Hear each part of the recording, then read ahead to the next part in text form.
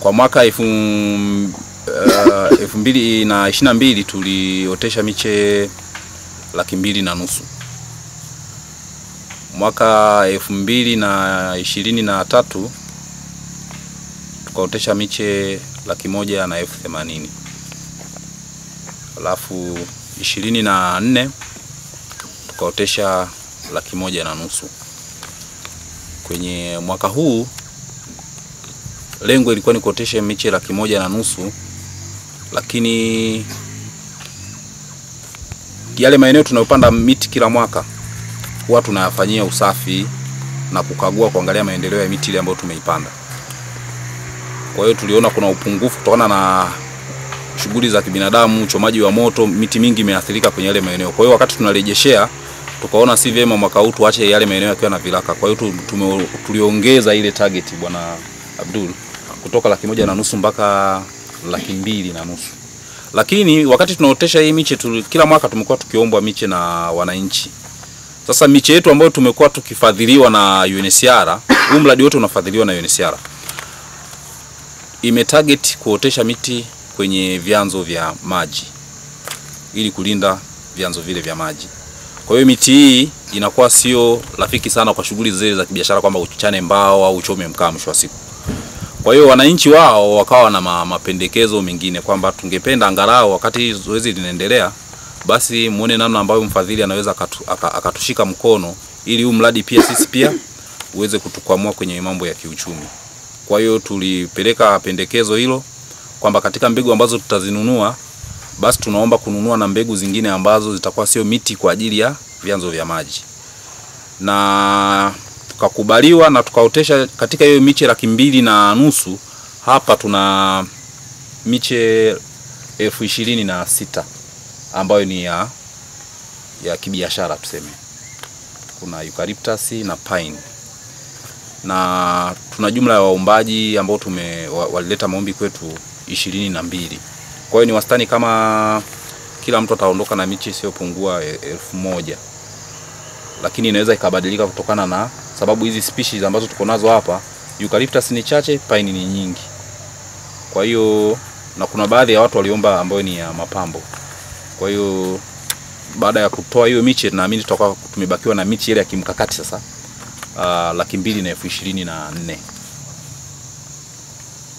Baada ya kusema hayo machache, naomba nimkaribishe Abdul ambaye yeye ni mwakilishi kutoka ofisi ya UNHCR ambaye pia ndio wafadhili wa huu mradi wote.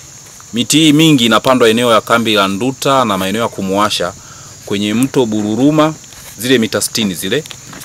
Mto Bururuma na Nyangwa kuelekea kule Kumuasha. Lakini pia ndugu wananchi mtambue kwamba ili zoezi haliishi tu kwenye kupanda miti, tulikuwa pia ikiwa ni sehemu ya mradi tulikuwa pia tuna uwekaji wa kusimika beacon kwenye zile mita 60 kutoka kwenye mto ili wananchi wanapofanya zile shughuli zao za kilimo wasifanye ndani ya eneo la mto, zile mita 60 ambazo zinatambulika kwa mujibu wa sheria. Lakini pia tuliweka mabango. Kwa mwaka jana tulisimika jumla ya beacon 125 na zingine zikawa zimepelekwa Kasulu. Ikumbuke kwamba huu mradi haufanyiki hapa Kibondo tu. Atatoa maelezo kwa kina mwakilishi kutoka UNHCR. Unafanyika Kakongo, Kibondo na Kasulu. Bwana Abdul, karibu sana. Asante. Kama alivyotangulia kusema mhifadhi, kwa majina ninaitwa Bwana Abdul Omari, ni mfanyakazi wa shirika la kuhudumia wakimbizi duniani, kwa kifupi ni UNHCR ofisi ya Kibondo, lakini ni msimamizi na mfuatiliaji wa miradi ya mazingira ambayo kwa upande mmoja yanatekelezwa na wenzetu kutoka taasisi ya kiserikali kipindi kirefu, na mkizingatia kulingana na mabadiliko ya tabia ya nchi, vyanzo vyetu vingi vya maji, kama sio kiasi cha maji kupungua, basi vingine vimekauka kabisa. Na kama mnavyojua, uhai wa wanadamu unategemea sana kwa asilimia kubwa maji. Kumbe rasilimali maji ni kitu ambacho tunatakiwa kukitunza na kuhifadhi kwa gharama yoyote, kwa sababu ndio imebeba uhai wa sisi wanadamu na viumbe vingine. Kwa hiyo na nyie tunawaomba, hata kama mtakuwa mnachukua miche ya miti kwa ajili ya kwenda kuipanda, tunawaomba muendelee kuwa mabalozi wa uhifadhi wa vyanzo vyetu vya maji.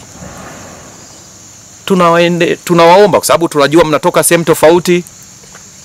Katika vijiji mnavyotoka inawezekana vinapakana na vyanzo vyetu hivyo ambavyo sisi tunavilinda na kuvihifadhi.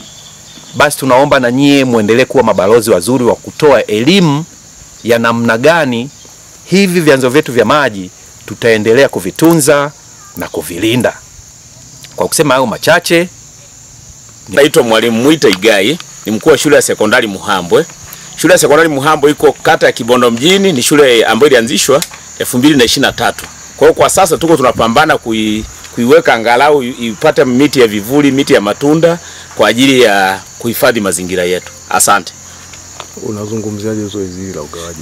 Zoezi liko vizuri. Tuendelee tukuliitikia pale tunapopata taarifa kwamba miche ipo, tuje tuichukue na tuende tukafanyie kazi, malengo yale ambayo yamelengo yatimie. Asante. Kwanza tushukuru sana kwa niaba ya wenzangu, tushukuru sana TFS kwa jinsi ambavyo wamejitoa kutusaidia katika kufanya mradi huu. Amezungumza kwamba mti mmoja ni thamani ya shilingi 1000, lakini thamani halisi ya mti ni zaidi hapo, mimi nafahamu. Tukiangalia wilaya yetu ya Kibondo na mkoa kwa ujumla imekuwa ni sehemu ya kupokea wakimbizi, na bahati nzuri mimi nimekuwa mmoja wao kati ya wale waliopokea wakimbizi. Tukiangalia population growth, kukua kwa idadi ya watu katika mkoa wetu wa Kigoma, ni miongoni mwa ile mikoa michache ambayo ukuaji wa watu uko juu sana. Population growth ya mkoa wa Kigoma ni 3.8, wakati ile ya kitaifa ni 3.2. Utakuta yetu iko juu kwa kata ile ya kitaifa. Kwa matumizi ya rasilimali miti ni kubwa mno kunaisha na mahitaji. Na ukienda upande wa pili, wilaya yetu ya Kibondo ina kilomita za mraba takriban 9,000. Theluthi mbili ya eneo hilo ni hifadhi ya Moyowosi Game Reserve. Sisi wakazi tuna theluthi moja tu. Sasa mule ndio makazi, ndio kilimo, ndio ni. Kwa hiyo matumizi ya rasilimali miti, vyanzo vya maji, uharibifu uko juu sana. Kujaribu kuangalia na hali halisi. Kwa jitihada za makusudi zinahitajika ili kurudisha ule uharibifu unaofanyika. Kutokana na hali ya hewa ya kwetu nzuri, wafugaji wengi wamekuja kwetu huku. Wale wafugaji athari yake kubwa ni uharibifu wa vyanzo vya maji. Kwa hiyo zinahitajika jitihada kuweza kuvilinda vile vyanzo vya maji.